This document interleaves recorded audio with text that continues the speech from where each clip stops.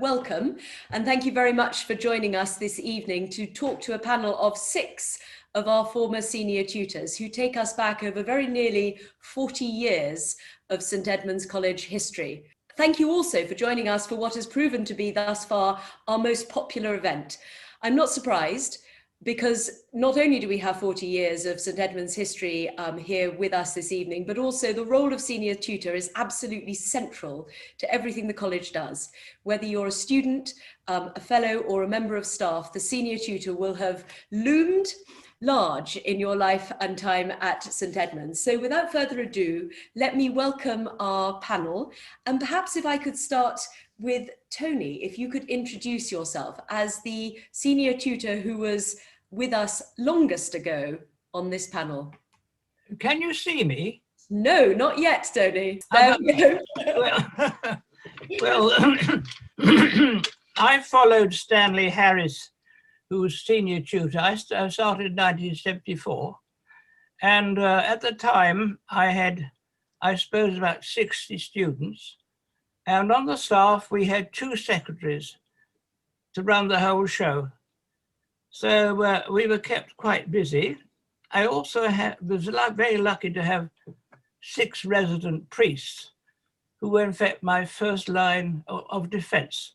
So if there are any problems which they could not solve, I had to look after, which wasn't very often.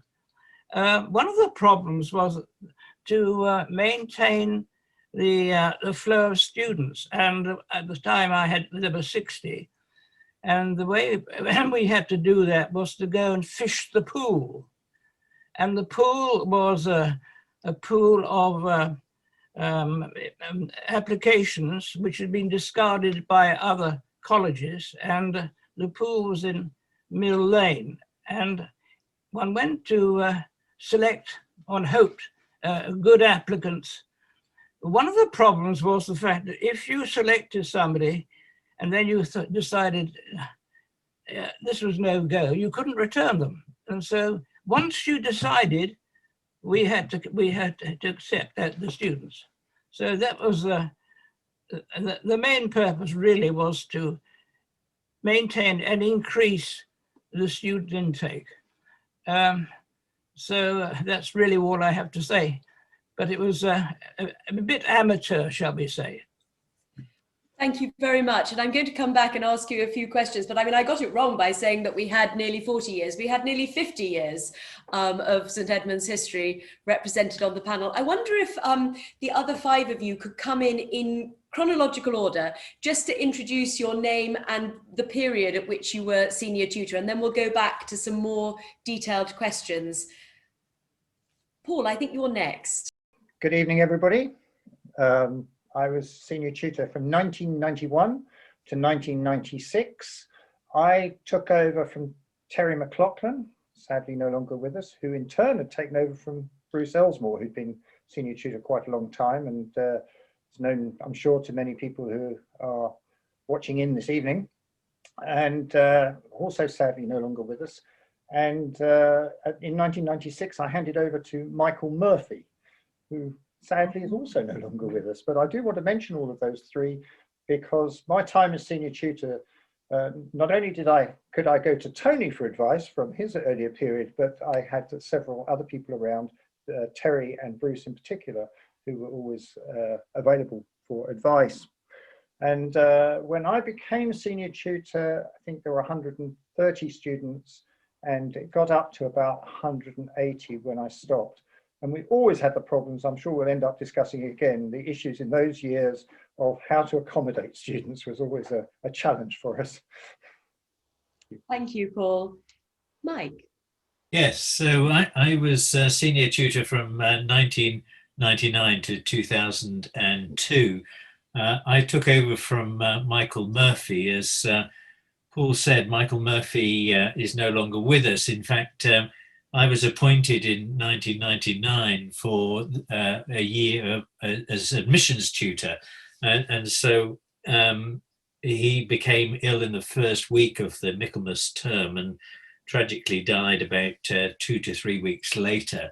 And when I visited him in hospital, he was fairly adamant that he wanted me to take over the role, or thought that I was suitable to take over the role of senior tutor. So I was very quickly sort of jettisoned into admissions tutor, which I had no experience of, and then into senior tutorship, which I had no experience of.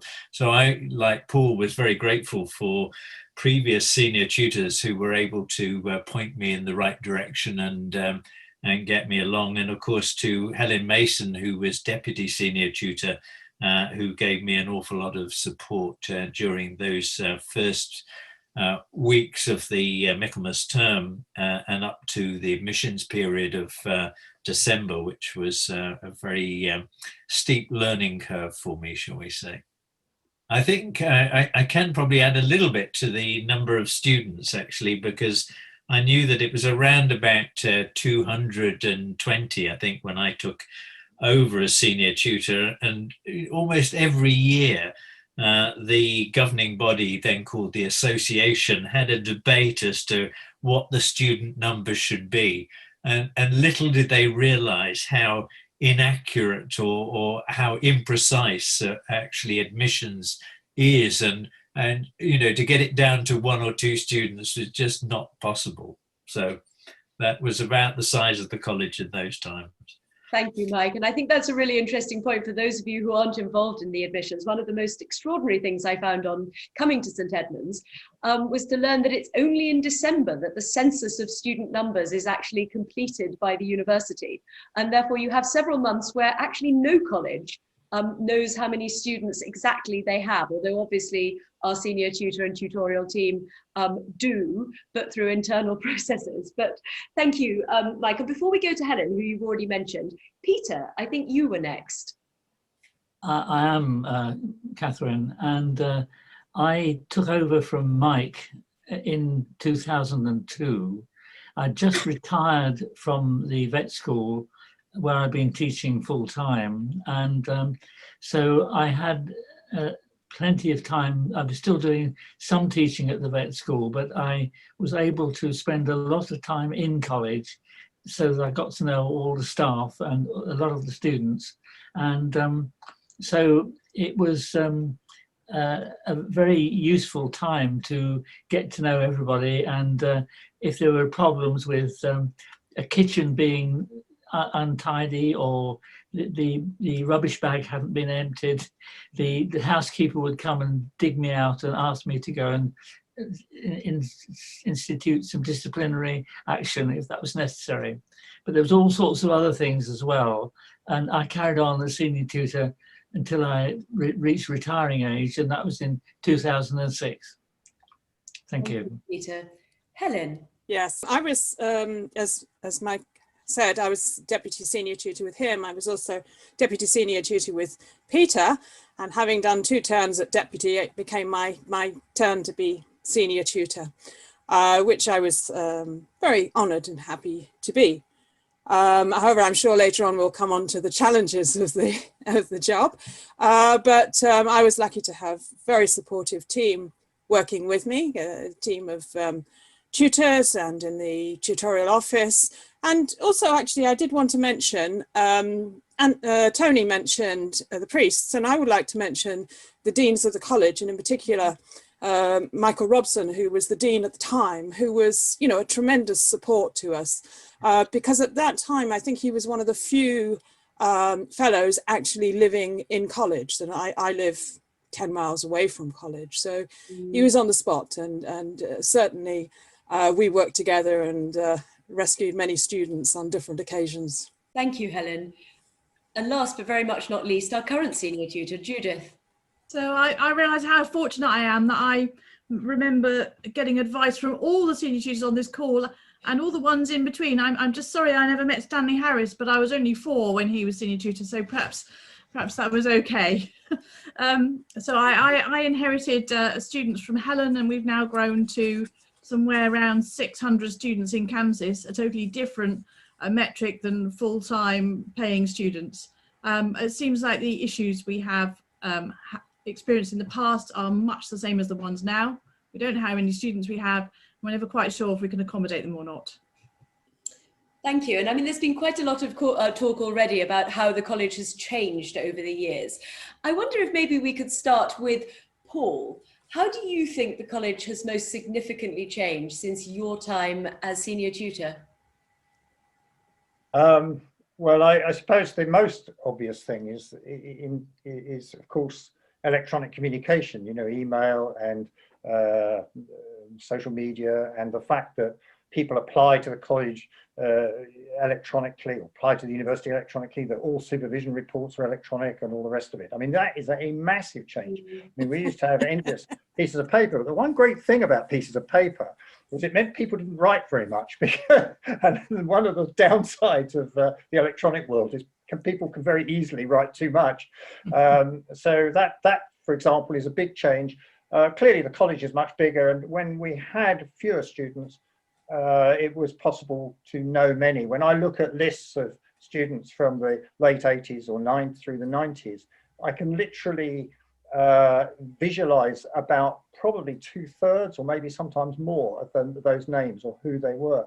And I suspect that's now very difficult with 600. So you did know a lot of the students more then, inevitably. Having said that, and I'm sure you'll come on to it later, you'll ask us about the friendliness of the college probably, and I can make some comments about that too, but I'll let others speak. Yeah. Thank you, Paul. And I think that the technology is fascinating, because we've got people on the call for whom a world without email is completely unimaginable. You know, we expect to be able to research which college or which university we want to go online. We expect to apply online. The moment we've applied, we expect to be able to email and get responses to our questions. So, Tony, I wonder if you could take us back 50 years. Or nearly 50 years, what did the admissions process, what was it in those days, whether you were a student or a senior tutor? Well, I had to learn it all myself because Stanley Harris disappeared, unfortunately was ill.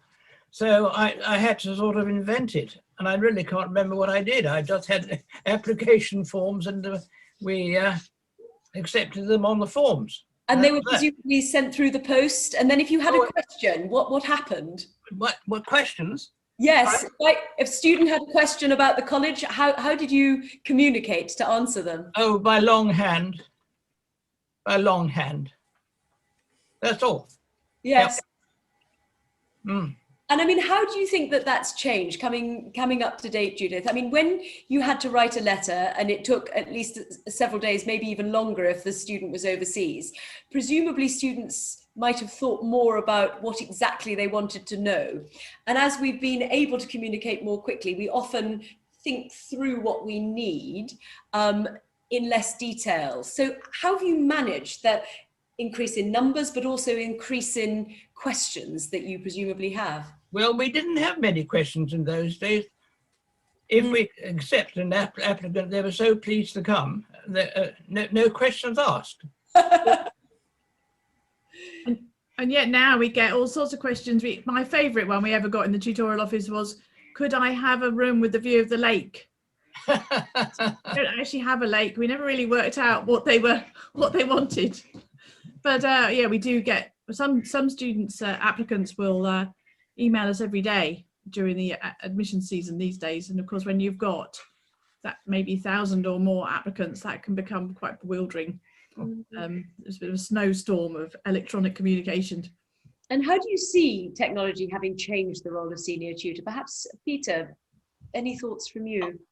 Yes, I think it's a means of handling a lot more data at the same time. It's also a challenge because if you're going through a list of emails, it's quite difficult to pick out those which are the relevant ones. And Judith has indicated how very busy things are now. And I think the other problem that you have with emails is you don't have a permanent record of, you don't have a written record, which is the idea of the whole thing, I suppose. But it's sort of handy to have those references and to be able to look back and see what the early reports were from those people at that stage. Thank you. And I mean, we've talked a bit begun to touch a little bit on challenges. And there's always unexpected things that can happen. And I imagine senior tutors have to often do things they didn't expect. Paul, what was the most unexpected thing that happened while you were senior tutor? Well, probably the most unexpected thing was in my first year as senior tutor. It was the day of the Oxford-Cambridge varsity match, rugby varsity match at Twickenham. And I went to Twickenham with senior tutors from other colleges. And also, I think, at least one other fellow from St Edmunds. And we had a great time. And actually, it was an occasion when we had some St Edmunds students playing at Twickenham for Cambridge. And they scored tries, as they should. One of them was Tony Underwood. Then we came back. And when I got back to the college, the CR ceiling had collapsed into the CR. And that probably was the most single unexpected thing I saw. And the reason was that at the time, as was for many of the senior tutors here, at the time when I was senior tutor in that early phase, we were building. And in those days, when we built in the college, we had to build in the parts of the college that we sort of lived within. And they were building the tower. And in the process of building the tower, somehow everything became so unstable that the CR ceiling fell down. But it was sorted out a few weeks later. And presumably no one was hurt in the process. Actually enough, nobody was, well, as Terry McLaughlin would always say, it was fine because nobody died and nobody was sick. And of such stories, pantomimes made. And Helen, I know you've always been a big proponent of the St Edmunds pantomime. What was your most memorable? Well, I'm not as big a proponent as some of the other senior tutors that are here, I think. Thank you. Yeah, Judith included and Paul. But I think that the pantomimes, yeah, they were a great deal of fun.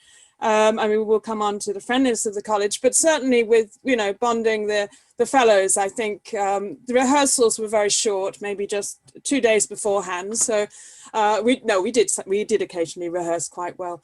But there's a lot of memorable pantos that I can remember. I think, let me think of some of them. I think that,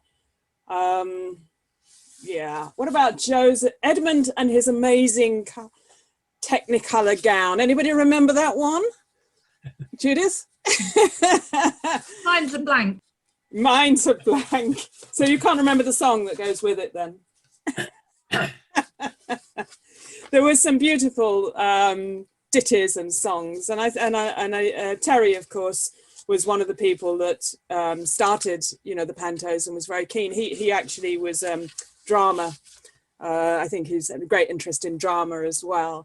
So we missed him a great deal when he passed away, but we carried on with the tradition. And I think Paul excelled himself, certainly in his chicken suit, I think,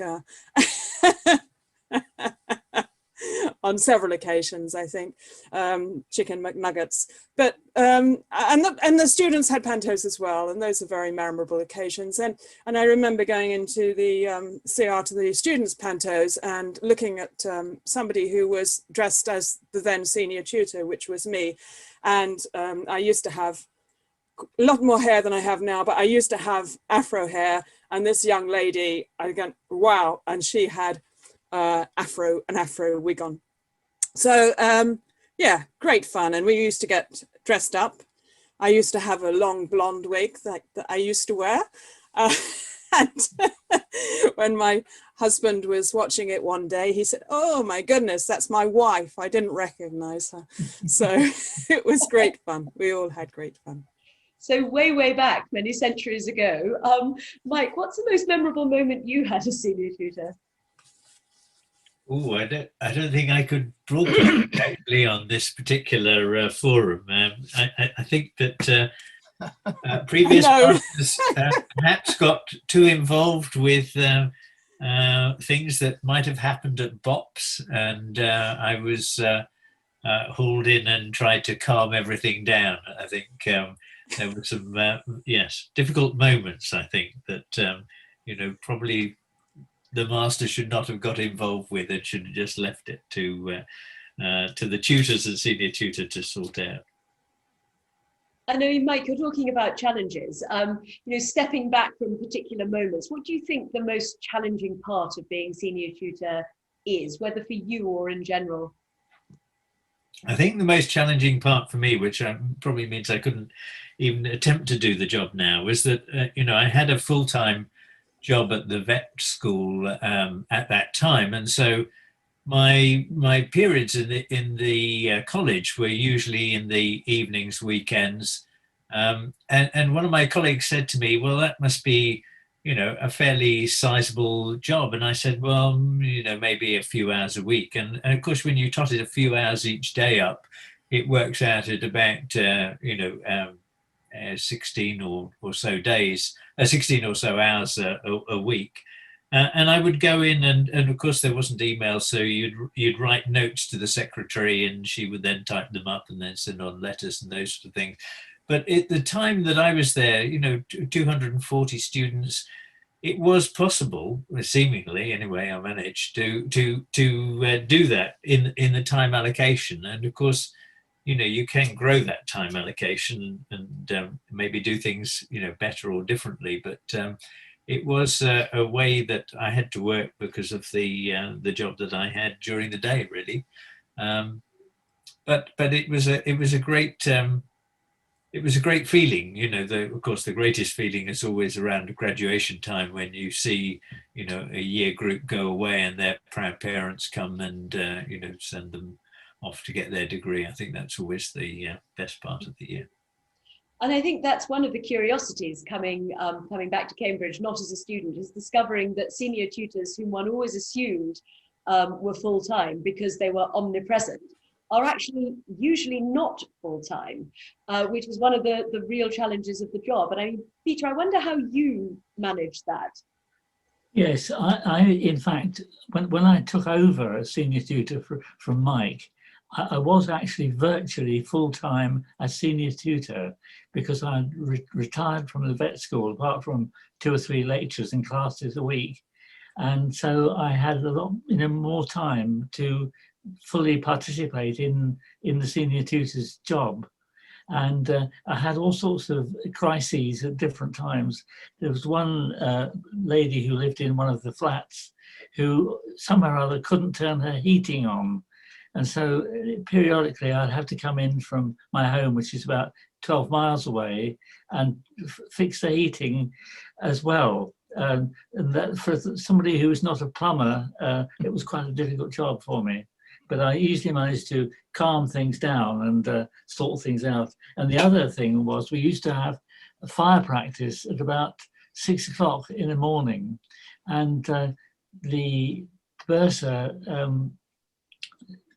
Mrs. Gardner, and myself used to be there ticking people off as they came out of bleary-eyed, out of their sleep, and in response to the fire brigade. So that was quite fun, but it was also a bit of a strain getting up quite so early to be here in time for the bell to go. And Judith, you're working with a number of other senior tutors across the university looking at this. Could you give us a little bit of a flavour of the breadth today of a senior tutor's role, and some of the things that, what do you think a senior tutor is going to look like in 10 years' time? Yes, I think very much the present position is something which is likely to carry on, in my view. The senior tutor is nominally in charge of all the teaching and all the supervisions, and that is a mighty task. And of course, it's largely attenuated by inviting other people to come in and do the job. And the thing that we've always been very lucky with here is we've had individual tutors who've all been extremely keen on the welfare of their staff and their students. And I had many a conversation out of hours when people were worried about a particular young person. And so I think there'll always be a role for the senior tutor to be there supervising, but inevitably you will get more delegation as the colleges get bigger. So, it is a challenging job. I was very lucky that I'd been, Mike and I were appointed fellows at the same time. And I was lucky to have been a tutor for 12 years when I took over as senior tutor. So I knew a lot about what went on, and there's so many things which the senior tutor can point in the right direction. And you know, if there are problems with exams or money or all these important things like that, you usually know which direction to go in, and you can take action and usually solve most problems as you go along. And Judith, how does that feel today? I think the current role is, you know, more of the same, but also I think the thing that's really changed even in my time is the increased amount of regulation coming from government, prevent duties and returns, surveys, responses to white papers, and there's a lot of sort of administrative, almost sort of bulwarking. Sometimes you feel like you're holding that paperwork on your shoulders so that it doesn't fall down on the teachers and the supervisors, director of studies and other tutors.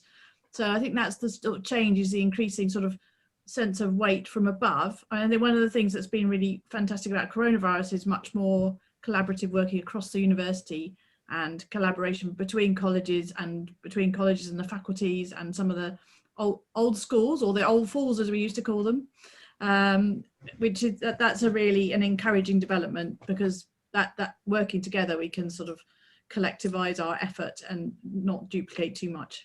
And I mean, welfare structures, we've already touched on the roles that go well beyond senior tutors, the deans. Tony, you've already talked about the group of Catholic priests that the college hosted at the time. Whenever I talk to alumni from sort of 40 or 50 years ago, they always talk about the order of nuns that used to be attached to the college. Tony, I wonder if you could talk to us a bit more about what role they played in the life of the college. Well, they ran the kitchen, and I think did all the domestic work. They almost killed me, actually. They were German nuns, and they used to use a lot of garlic. Unfortunately, I'm allergic to garlic, and hence it was a bit of a strain at times. But I'm listening to the other senior tutors. I think I must have been very lucky, actually, just having a small number. But now it must be, you know, a tremendous job. It was very time consuming, and I noticed that after 4 years, my research output had dropped. So that's why I resigned. But they were good days. They were good days, undoubtedly. And I think that's something that's terribly striking coming from outside into Cambridge, is how many different roles and responsibilities academics hold simultaneously. And I mean, Helen, I wonder if you could describe to us, how did you manage to keep up your research and not only be senior tutor, but have been deputy senior tutor for so many years, plus all the other things you must have been doing? I was tutor as well for many, many years before that. I have a position in the faculty. I ran a research group in the faculty, and it wasn't easy and I was teaching in the faculty and doing all the other things that people do in the faculty. And I have to say, I hope things are a little better now, but at that time, there wasn't really much coordination between the faculty and the college. To a certain extent. The faculty didn't realize what I was doing in the college, and the college didn't necessarily realize what I was doing in the faculty. So it was like having two complete jobs. And although as one of the senior tutors said, it's supposed to be a part-time job, maybe a couple of days a week or 2 or 3 days a week. In fact, I had probably had 2 full-time jobs. And with regard to the emails, I would be looking at my emails at 3 o'clock in the morning quite frequently, just to see what was going on. And I didn't mention earlier on, but during my time, the number of students rose quite a lot. And that wasn't necessarily by design, as people have said, but they rose to about 400 or so. And it was extremely difficult. And I have to say, the college has been through some difficult times. And we haven't always had as much money as we would like. We're one of the poorer colleges, and we didn't necessarily have all the administrative support that we really needed. And I think that one of the things I did when I stopped being senior tutor was to insist that we put a very high priority on the administrative support, particularly in the tutorial office, because as Judith knows, there is so much to do in the tutorial office. It's really important that some of the load is taken by administratively as it can be. And that change from written to electronic was taking place during the time I was senior tutor, and it was very difficult because, you know, a lot of the exams, was all the admissions we were talking about, but also the exams, all the other things were beginning to be done electronically, but weren't necessarily. So there was it was quite challenging. And I found that that change also, and the amount of administration that Judy's hinted at that's now coming on top of all the regulations and everything else became quite challenging and onerous. But I mean, I loved being senior tutor. I was there most mornings in St Edmunds. The way I tried to divide my day up was to go into St Edmunds in the mornings and then go into the faculty as soon as I could in the afternoons or the evening. I had an office on the ground floor, and my door was, when I wasn't actually working or in a meeting, my door was open, and I loved people, students as well, to drop in and to talk to me. They didn't necessarily always have problems. Sometimes they just dropped in to say hello or to have a chat. And somebody else has mentioned that closeness with the students, or to know the students, was really important to me. It wasn't possible with the number of students we had, but you did get to know a few of them quite well, particularly those on the CR and those that got into trouble. You got to know very well. And I mean, Helen, you're touching on the fact that so much of what you're probably all as senior tutors most proud of is probably sealed within walls of confidentiality. But in those areas that you can share with us, you've talked about the challenges, Helen, but what stands out for you as the most joyous, or the moment that you most feel most warmth towards in your time as senior tutor?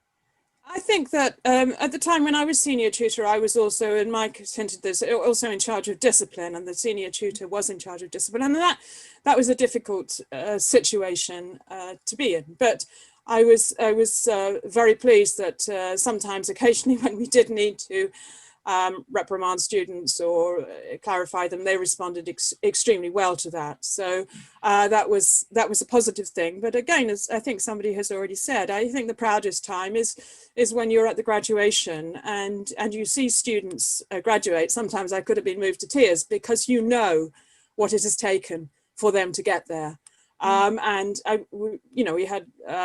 had people that had been seriously ill. We'd had people that had taken time out. We'd had people that had, bereavements in their families, or other difficulties to face. And you as a tutor or senior tutor, you know what they've been through, and yet eventually you're standing there and they're graduating. And I think that that's a very proud moment. Yeah. And that journey, I mean, I'm always struck that whether it's across Cambridge or across the generations, the word that is most commonly used about St Edmunds is friendly. And underneath that sits a lot of different facets, the welcoming atmosphere, the diversity. But I wonder if, Paul, perhaps we could go to you. What do you think it is that St Edmunds, or what you did as senior tutor, but that St Edmunds needs to continue doing in order, as we've grown so much over the last 50 years, we can continue to be seen as this welcoming, friendly place? Well, I think there are some features of St Edmunds which have been constant throughout, really. I mean, the fact that the importance of the dining hall has always been very important in St Edmunds, and of course it may be a small space now for the number of students we have, but of course even now it's bigger than the CR. So the dining halls are quite an important space, and people eating together is very important. So the fact that we don't have a high table is actually very important. The fact that even at formal dinners and so on, we always have mixed up students with fellows and guests, including on the top table, has always been important. And the fact that that flows over into other meals and so forth, I think that's very important. I think oddly enough, in my time, I think as senior tutor, and actually continuing through the college, I think things like the tea trolley, coffee trolley in the CR are massively important. People come out from strange corners of the college when the trolley would appear, and it's also a place where, I don't know now, but it was also a place where members of staff would come as well. So Yeah. it was actually quite interactive in that sort of way. So I think those are very important issues, and the fact, of course, that in our college, amongst the fellowship and the senior membership, and of course amongst students as well, spouses, partners and so on are very welcome, has been a massively important issue over the years, and has helped to make it a much easier place for people to come in, for fellows and so on to come in at times, and maybe it would be the case otherwise. So I think those have all been very, very important, and it's keeping all of those things going in the new environment where there are so many more people, I think, which is quite a challenge. But I think those are very, all of those things that I've mentioned are amongst the things I would say that contribute to it. Actually, the dean, somebody mentioned earlier the dean. I mean, that was also true when I was senior tutor. Father Chris Moss was dean, and again, there was a very close relationship between the senior tutor and the dean. And as Helen, I think, has said, in those days and for a long time, the dean would be the person who lived in college, and the senior tutor didn't live in college. So they became very important people for whoever was senior tutor in terms of what was going on all the time, and sometimes able to keep an eye, a sort of a slightly distant eye, if you like, but I mean a careful eye, or making sure that if somebody was in trouble, you could sort of have a word with the dean or something, and they could also keep an eye on them. So all of these things, I think, help, and it meant that I feel that the college has always been quite good at making all those members who want to be part of the college feel very much part of the college. Could I just add one thing Paul was saying, and I think he's mentioned the spouses being welcome. I would also say the families have always been welcome too. We had family lunches. Of course, I had two small children at one stage. They gradually grew up, but they were always welcomed in the college, not necessarily at very formal occasions, but on other occasions. And I think that set us apart at that time, maybe not now, from other colleges, was that friendly, welcoming atmosphere towards spouses and families. And Tony, does this resonate with your time as senior tutor? What did friendly mean then? Well, I feel very strongly about one thing, and that was the importance of the Fellows' Parlour. We had the Fellows' Parlour on the first floor at the end of the corridor, and this was a source of much amusement, much support, and we met members of different faculties.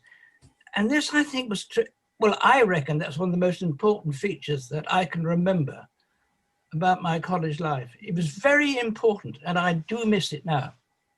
Noted, Tony. Thank you. Seconded.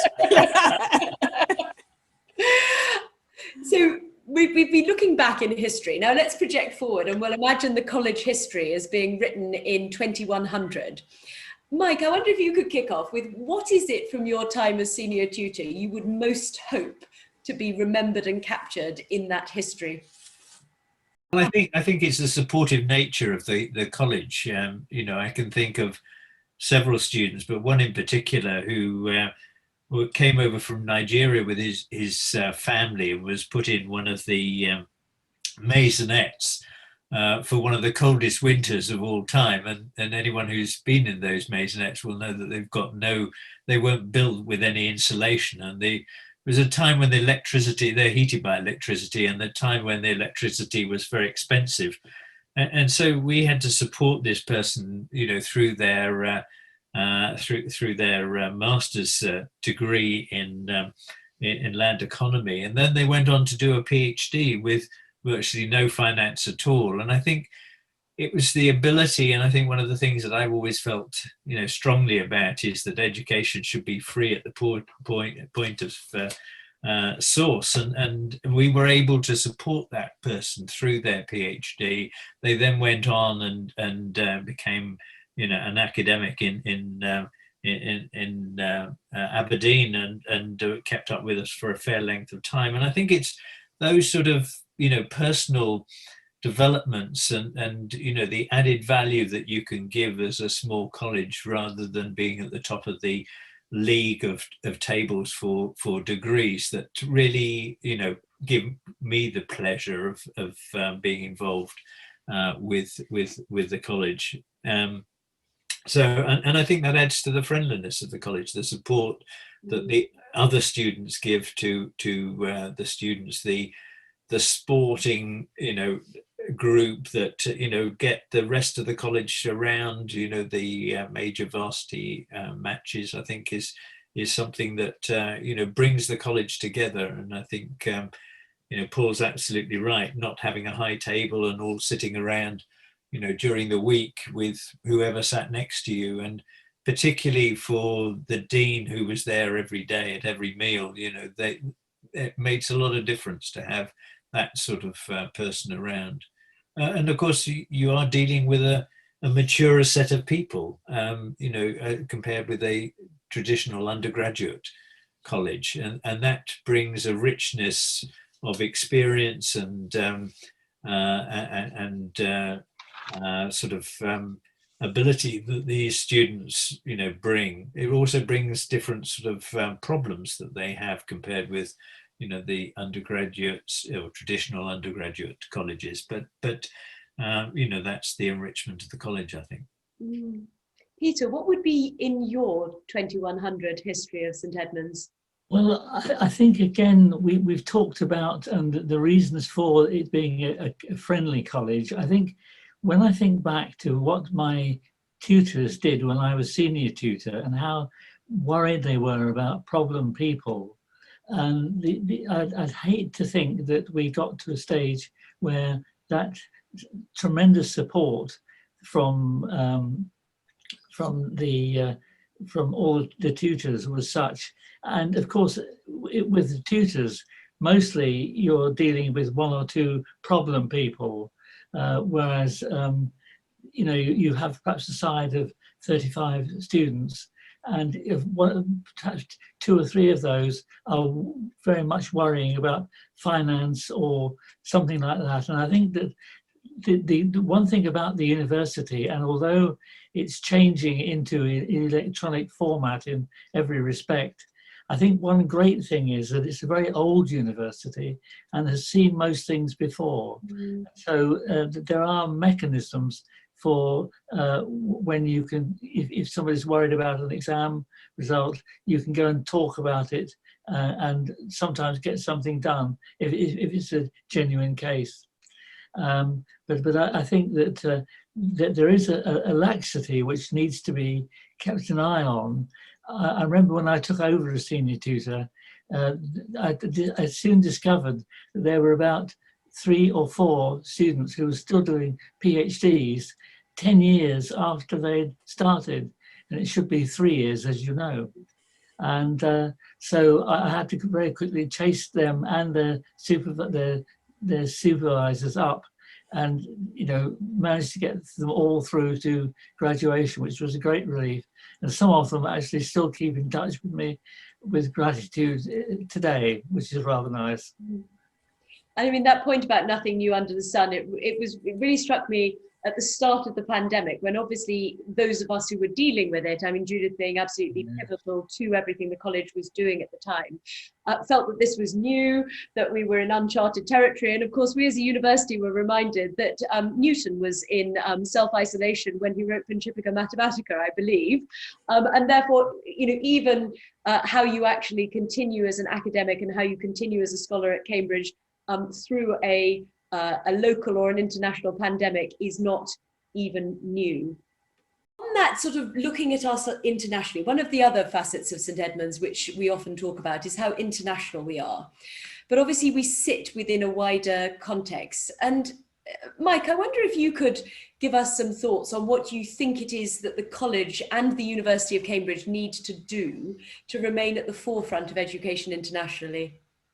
I think, you know, being a research-led university, the research, you know, needs to continue. And I think it's probably much more difficult now to be a very successful researcher, also a teacher, and also doing the administration or the college life that you would do. And the problem with dividing those parts of the job up is that researchers don't usually remain productive necessarily throughout their whole career. And what do you do with them, when they get to the latter part of their career?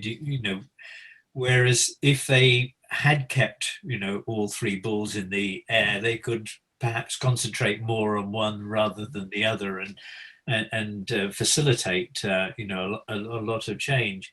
When I first came to Cambridge, the noticeable thing was the very few number of permanent staff there were in Cambridge, and the large number of people that came for 3 years, 5 years, 7 years. And yes, it's difficult for them if they've been there for 7 years and they've married, got young children, to then have to move somewhere else. But actually, it does keep the university, very vibrant and live. And I think one of the areas where the university has not been so good is looking after the postdoctoral fellows that they have in the university, because they're the future really for the research. And I think that they need to do more about bringing those into the colleges, so that the college can get into the sort of research side a lot more. And Paul, do you have any thoughts on that? Well, Mike, in a sense, has hit the one area that I would hit as well, which is, I would put it a slightly different way. I've always felt that universities in some ways, or at least the modern university, is very schizophrenic about what it wants from lecturers, readers, professors, and so on that it employs, because it wants everybody to be a great teacher, a leading university teacher, if you like. It wants this university to be a leading research university. And increasingly, there's also a massive amount of administration. I mean, administration was something that many academics barely did anything of 40, 50 years ago, compared to what goes on now. And there's this constant growth, and there's a constant level of demand, and it's very difficult to see that it's sustainable for forever, just on the model that the university seems to want, because the university's always wanted the people it employs to do all of these things very well, and that's very tough, actually. So I think it's a big challenge. And Helen, I mean, certainly judging by your Twitter feed, if nothing else, you focus a lot on outreach and lots of very creative ways to convert the science that you do, which is incredibly complicated, into something that people can understand at every age and across the world. How important is outreach, and how important was it for you as senior tutor? Well, as senior tutor, I think it had to take a bit of a back seat, and that's one of the reasons why I stopped being senior tutor, is because I did want to focus again on the outreach, which I'm very keen on. So I've always been highly motivated to work in particular with schools to encourage children to look positively on science, and I'm also very keen on diversity, and I think this is something which is key to Cambridge at the moment. I have to say, when I first arrived in Cambridge as a young female scientist, I wasn't welcomed that much. Things have changed now, and I've had a great deal of support from senior people in the college, and from senior people in my department, for which I'm very grateful. But I think there still are barriers to people progressing within the university. We've touched on some different responsibilities people may have. They may also have, significant family responsibilities, which happen. But I think that I celebrate to be honest, St Edmunds is the only college that I would ever want to belong to, just because I feel very much at home there, and I felt at home from the moment I arrived there. But I celebrate the international aspect of the college. I think we're very lucky because we have that opportunity as fellows, as students, to meet people, to mix with people, to learn about other cultures, other people, in a home where everybody is welcomed, regardless of their where they've come from, their race, their colour, whatever. It is everybody's home, and I think that's an important aspect of St Edmunds that I would like to preserve. And I think it's something that the university as a whole could learn more from, in the way of making everybody feel that is their home and that they are welcome. It has a little way to go still. But having said that, it's a great pleasure for me to see some of the students that have passed through the college at different times developing and taking up senior positions within their field. It is one of the great privileges you feel to have played a small part in their lives. So I think that with regard to reaching out, we do reach out to all the corners of the world from St Edmunds, and that's great. And Helen, I don't think the part that any of you on the call today has played in many people's lives is that small. Peter, what would you remember with the greatest fondness from your time as senior tutor? I think it's mostly on those relatively few occasions where people appreciate what you've done for them. And I can remember a young lady who had a lot of trouble and stress at different stages and had to take out some time on one occasion. And we then had a meeting of we invited all our veterinary graduates to come together for a Sunday afternoon tea. And she was one who came along and said how very grateful she was for all that the college had done. And she mentioned, my own input and so on, and other people too. And so I think it's those occasions where people do come and say a genuine thank you. And even though it's something you've done because it's your job and because you enjoy doing it, and there's something tremendously satisfying about being able to find some solution to people's worries and problems. And that includes things like financial support and having a word with supervisors to say, I'm a bit worried about this young person. Can you do a bit more with input and so on and so forth? So I think it's that the great pleasure that comes when people are appreciative. Not that you do it because you want to be appreciated, but it's just that it's nice when it does happen, which is not all that often. Judith, you've been steering the tutorial office through the pandemic. I'm going to ask you the 2100 question. Is it the pandemic that you think ought to be remembered, or is there something else during the time you've been senior tutor that you should make the history books in 80 years' time? I think one of the things that's extraordinary is that although it's relatively slow change, as Paul said, we have been building forever through this period. And so, we only had one building, the Norfolk building, when I arrived. It didn't have a name, it was just the college. And then when we started acquiring and building new buildings, we had to try and think of a name for this building that had just been the college until that moment. And so I think perhaps looking back and in another, 2100, we probably have MPH for £1. By then. And it would have been a sort of slow change and growth of the college from what it was, a sort of little nugget of the old Ayres hostel, all the way up to what is a really established plant of a college. And I know we're still on the road to that, but I think the thing that sort of the theme that strikes me is the sort of courage that the college has had to grow. And I know many of those decisions are immensely painful. All of us have sat in governing body agonizing over building plans and linen cupboards and loans and mortgages, and the absolute pain that we suffered with the old hockey stick as we tried to buy Brian Heap and Richard Law's the hockey stick of doom, where it was always going to cost less next year, but it just kept extending and extending. And so I think it's the sustained growth and energy and the courage to sort of achieve that. And I think we'll look back and be quite shocked at what we've done, even though we didn't really notice it at the time. Well, thank you, Judith. Oh, Helen, please. Yes, can I just add to that? We've sadly, we recently had the passing of Prince Philip, who was an honorary fellow at the college, and I think he came to open quite a few of the buildings. And he came during my time as senior tutor in 2007, and Paul will remember that he was master as well. And he was quite well known for his remarks, but one of his remarks was, I think, how many times can I come and open the same building? Was that right?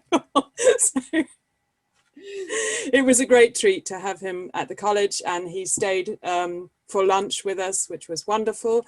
But apparently he kicked his chauffeur out and drove himself to the college, and then insisted on having a beer, I think, rather than a glass of wine.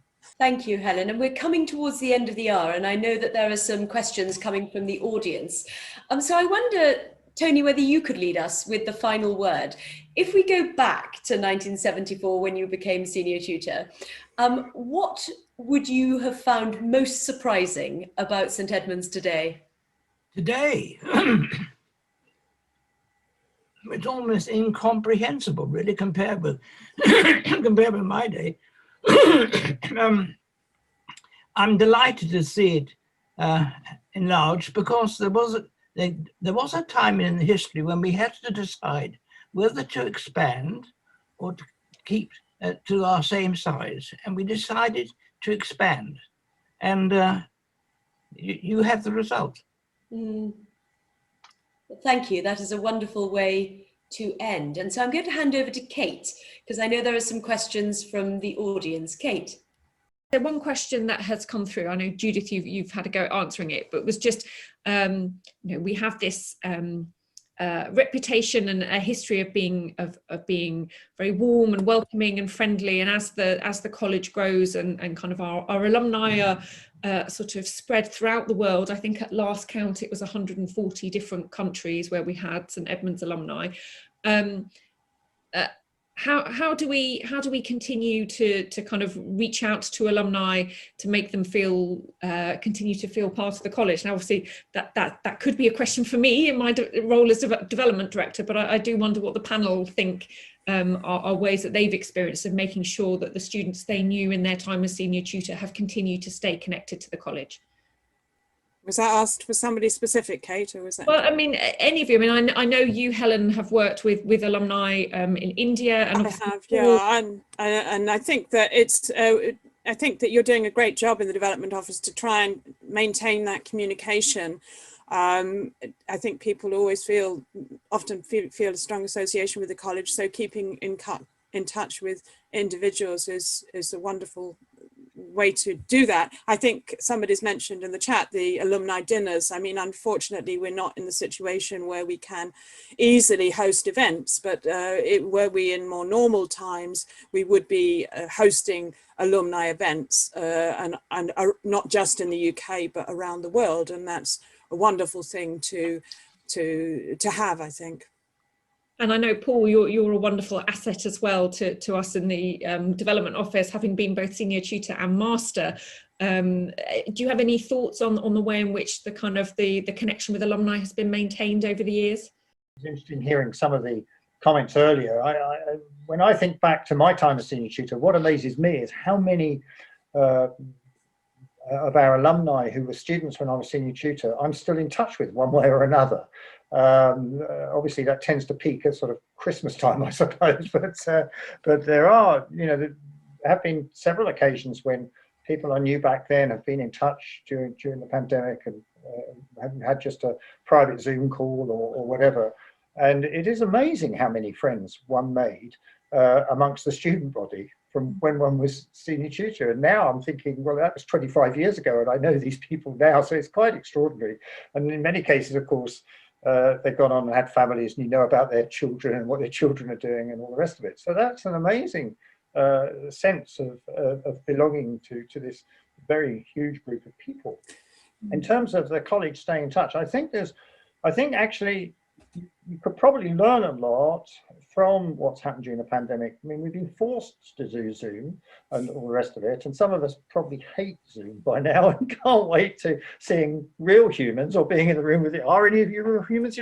It's very odd, this sort of two-dimensional thing we're doing. And it's actually, today's quite good. I can see on the screen, of course, the other senior tutors and fellows and people I've known for many years. What's more difficult is when, for example, when the fellows get together on a Zoom call where one meets a new person, it's very hard to remember them the next time because all you saw them as a little, for 10 minutes or so, as a little picture. So I think one of the things that is for the development office to learn from this and to think about how it's going to use Zoom and other methods to keep sort of events going for people in other countries, because do much more of that than simply having dinners. I think we'll look back, just as we look back, tonight we were mentioning the beginnings of email. It seems impossible to imagine a world without email. And in fact, young people now basically think email is some sort of ancient thing that probably came before writing was carved on stone. But you know, these sorts of Zoom calls and so on are going to seem very archaic in a few years' time. So I think one of the things that the development office should be thinking about and coming up with ideas about is trying to keep up with the technology and think about how new technology is going to help the college stay in touch with alumni all around the world in the future. We're on the case, Paul. So we've had another question come through from an interested party asking how the Dean and Chapel can build on the tremendous legacy that has been passed down to us. Well, I think they have to be present. They have to be friendly. They have to be across all, you know, religions, and really, because they're frequently there, and because the chapel is you know, central. I think that it's just doing the sort of thing that they would normally do. I think it's very difficult for current dean because the college has not really been there, but I think he's made quite a lot of effort via videos to be accessible and to be welcoming, and I think that's the most important thing that a dean can do, is to make it clear that he welcomes communications and he's there to support others, mostly the students, but I have to say the dean also sometimes supports the fellowship as well in different ways. But I think these are difficult times, and reaching out to people is probably the best we can do at the moment. And I wanted to mention there, we were talking about the alumni, and I think the newsletter that the development office has started to send out to alumni, also to fellows, I believe, it is a very useful way of keeping people up to date with what's happening, I think. I mean, I think it's good to reach out, but it's also good from the dean or the tutorials perspective to make it clear that you're also available for people to reach you if they need it. And I'm sure that these are very difficult times for many of the young people, many of the students at the moment. Isolation is not great when you are hoping to make new friends and mix with other people and the various family problems. So now is a very important time to make it clear that you're available.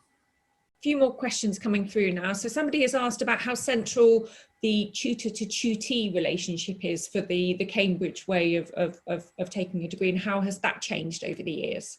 I think the Cambridge tutorial system is quite different from anywhere else, insofar as you know, my children went to Liverpool University, and they used to laugh at me because somebody would email at 9:30 at night or send a message, and I would go into college and sort out their problem. And they say that they email their tutors, and 2 weeks later, you know, they might get a response. Well, 2 weeks later in an 8-week term, you more or less miss, you know, the term. So I think, you know, the way in which tutors, you know, very responsibly look after the welfare of their tutees is crucial, really, to the, you know, the pressures that go on in Cambridge, and being able to signpost them towards the support mechanisms that are available, you know, in the university and the college is crucial to that, and becomes even more crucial, you know, at times like this when there's a pandemic on. So I think, you know, hopefully we can still encourage, you know, people to be tutors, and we don't overwhelm them. You know, there is a limit, you know, compassion limit really, to the amount of students you can cope with. As Peter mentioned, you know, you might have a side of 30 students, but you know, 5 of those will be the ones that take up the majority of your time, and you've got to be prepared to give up that time when their time, you know, when they're most needed. Mike, you mentioned when you were talking about your journey to being senior tutor that you spent some time as the admissions tutor, and somebody's asked a question about curious about how over the years you've made the admissions decisions and how that might have changed in terms of, you know, the compositions of the panel and the time the whole process takes. We talked about it going from being on paper to being digital. Be interesting to hear about how that admissions process has evolved. I think the biggest change, you know, apart from going to digital and you know, this year going to you know, online interviews, which, you know, were sort of unheard of, but the difference really has been within the college, the change in the number of you know, mature undergraduate and affiliated undergraduate applications that we would get, because, you know, that's been financially, you know, the cost of a degree now has become quite prohibitive for people to do a second degree, whereas, you know, when I was admissions tutor, senior tutor, you know, half the college was, you know, mature and affiliated undergraduates, and they brought, you know, a wealth of experience to the college, and you know, a maturity that I mentioned before, and they were there for 3 years, you know, which you know, a lot of the postgraduate students were only there for a year, perhaps 2 years, because they were doing master's degrees, and you know, a fewer number of PhDs. Fortunately, we've grown the number of PhDs, but there was a slightly different feel to the college when there were, you know, 50% of the college were undergraduates and 50% were graduates, to compare to, I think, now. But we're still getting, you know, the affiliated students, but in smaller numbers and with less applications, I think, or less good applications, should I say. How the choice is made? The choice is made, you know, by this mysterious thing that happens in Cambridge, where there's, you know, negotiations going on, and you know, numbers are set, and the college accepts somebody and they go to the university. It's a pretty opaque system. I think when I came, it was totally opaque to me as to how that would happen, and I would have relished Michael Murphy to survive long enough to explain to me exactly, you know, the rudiments of how things worked in Cambridge, because it, for people that come from outside, it's a totally opaque environment. I'd like to second that very much. I did my degree and PhD in London, so I was a newcomer to Cambridge, but I was very fortunate as senior tutor, because I had Paul as master, and Paul, I think, probably used to go to bed with the statutes and ordinances, so he knew them backwards. So any particular, oh, you've got them there, just in case. Absolutely, point taken. The hard copy, not the electronic one. I brought this along. I went and hunted for it, because one of the things when I became senior tutor, I was given by my predecessor, that's Terry. Well, he says, I've got 2 pieces of advice. He said, well, first, here are the statutes and ordinances. You'll find everything in there. And he said, he said, my other piece of advice, he said, is make sure you have a very tidy notice board outside your office, which I tried to stick with. And the funniest thing, then, my further part of that story is that, of course, everything is or was in the statutes and ordinances. Now, of course, it's electronic. But there is huge amounts of information in the statutes and ordinances. But when I was a new senior tutor, of course, I then came across the problems. You see, students wanted to change exams, or they wanted to do something, and I mean, the index was truly terrible, and trying to find anything in there was really difficult. So I thought, well, there are people in the old schools who one should ring and find out. And so I rang a man in the old schools. I did avoid saying his name, but he picked up the phone. I got through to him. He picked up the phone and said his surname here. And I explained my problem. I was the new senior tutor at St Edmunds, and and what the problem was. And I said, I'm ringing to see if you could give me some advice.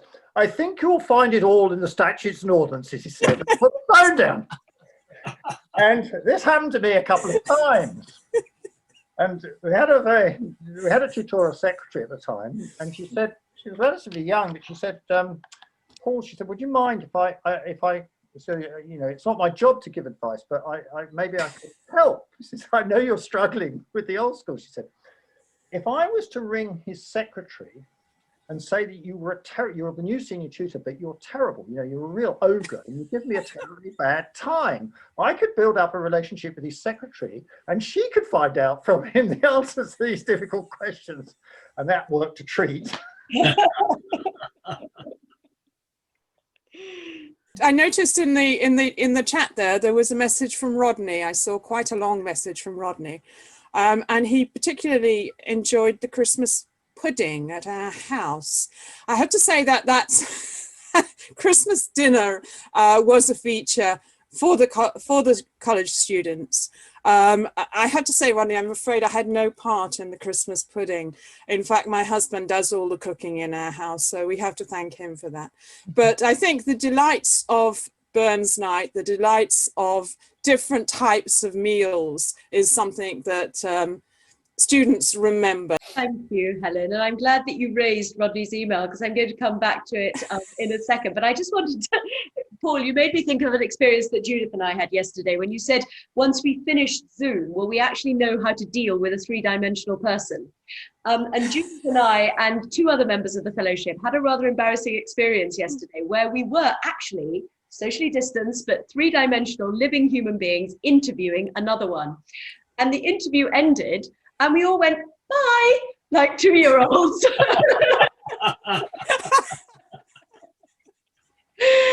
So, I mean, thank you so much. I mean, I think what's really come through very powerfully today is just the huge responsibility that senior tutors have borne, not just at St Edmunds, but across collegiate Cambridge, throughout all of the different eras in which you've been working, and therefore the huge debt that we all owe to everyone on this call today. But I think what also came through very powerfully, to me at least, was the importance of individuals, and that actually what each of you has shone in remembering were those moments where you've helped somebody, supported somebody, and that personal interaction that has made a difference to an individual person's life. And therefore I would actually like to end with a comment made in the Q&A. I'm not quite sure whether all our participants can actually see it, but I think this just sums up what all of you have been saying far better than I possibly could.